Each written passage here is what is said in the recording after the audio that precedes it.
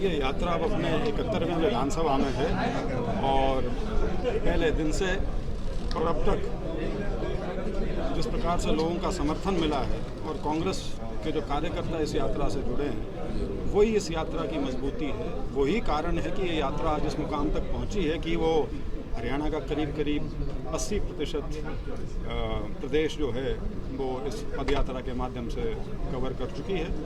क्योंकि ये कहना आसान होता है लेकिन यदि लोग आपकी बात ना सुन रहे हों या लोगों का आपसे जुड़ाव ना हो रहा हो तो इतनी लंबी यात्रा करना मेरे ख्याल से शायद संभव नहीं हो पाता। किसी ना किसी स्टेज पे आप टूट सकते हो और उसको बीच में छोड़ सकते हो, लेकिन जिस प्रकार से प्रोत्साहन हमारी यात्रा को मिला है हर जगह पर, उसी वजह से हम आज आपके बीच में यहाँ करनाल में 71वीं विधानसभा में। सर, दोनों जिला अध्यक्ष आपकी यात्रा में नहीं है, ना झुंझुनू में दिखे, ना नीलोखेड़ी में दिखे, ना करनाल में दिखे। कोई नाराजगी या आना नहीं चाह रहे या कोई बात? मैं किसी का दूसरे का मन पढ़ने में मेरी रुचि नहीं है। मैंने दोनों को निमंत्रण दिया था, दोनों से फ़ोन पे बात की थी, दोनों ने कहा था आएंगे। एक ने थोड़ा सा ये कहा था कि उनके बेटे की कॉन्वोकेशन है तो हो सकता है आ जाएं, हो सकता है ना आए, लेकिन हमारी यात्रा जो है वो अब कौन आया और कौन नहीं आया इस बहस से बाहर जा चुकी है। ये चीज़ें शुरू में तो ठीक है कि कौन आया कौन नहीं आया, क्योंकि एक निराशा का बोध पैदा करने की कोशिश की जाती थी, लेकिन अब उससे आगे जा चुकी है यात्रा बहुत पहले, आज से करीब 3-3.5 महीने पहले। आज अनुशासन कमेटी की मीटिंग भी है चंडीगढ़ में, जहां तक मुझे मालूमात है। उन विधायकों पर कार्रवाई भी हो सकती है। आप किस नज़रिए से देखते हैं? नो वोट तकरीबन शायद 25% बैठते हैं। हाँ, करीब 1/4।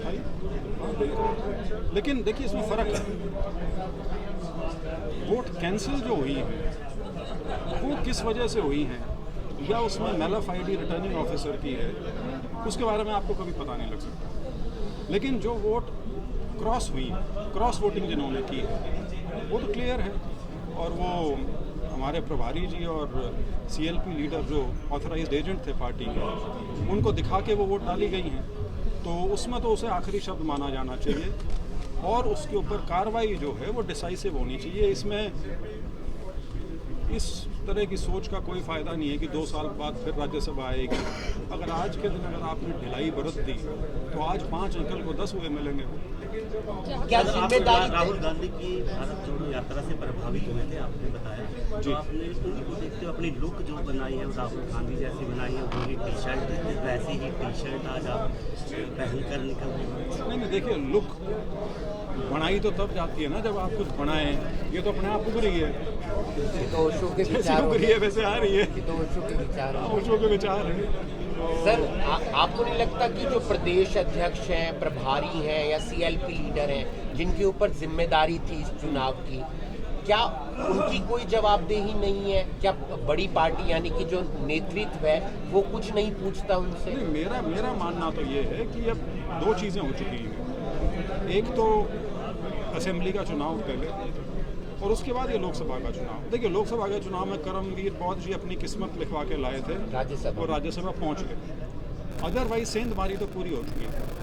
तो सेंधमारी यदि पूरी कर दी थी बीजेपी ने तो स्वाभाविक सा सवाल अगला यही है कि जो जिम्मेवार लोग हैं उनसे भी तो कोई सवाल जवाब होना चाहिए। और मुझे विश्वास है कि कांग्रेस के अंदर खाते हो भी रहा हो।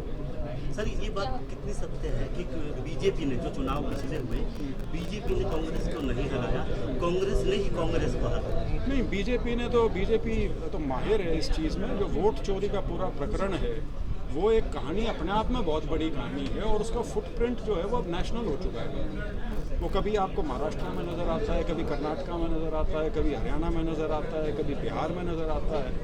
तो वोट चोरी एक नेशनल लेवल फुटप्रिंट हो चुका है उसका। और हरियाणा में जो बीजेपी की जो डिवाइसिव पॉलिटिक्स वो करते हैं, लोगों में एक घृणा या नफरत पैदा करके अपनी वोट जो सेकने का काम करते हैं, वो कहीं ना कहीं सार्थक रही है, कम से कम राजनीतिक तौर पे इलेक्शन में वोट बटोरने के लिए। 5 जो विधायकों के नाम आए हुए हैं सामने, क्या चाहते हैं, कैसी कार्रवाई होनी चाहिए, इस्तीफा या इसके अलावा कुछ? जो लोग बिके हैं वो इस्तीफा क्यों देंगे?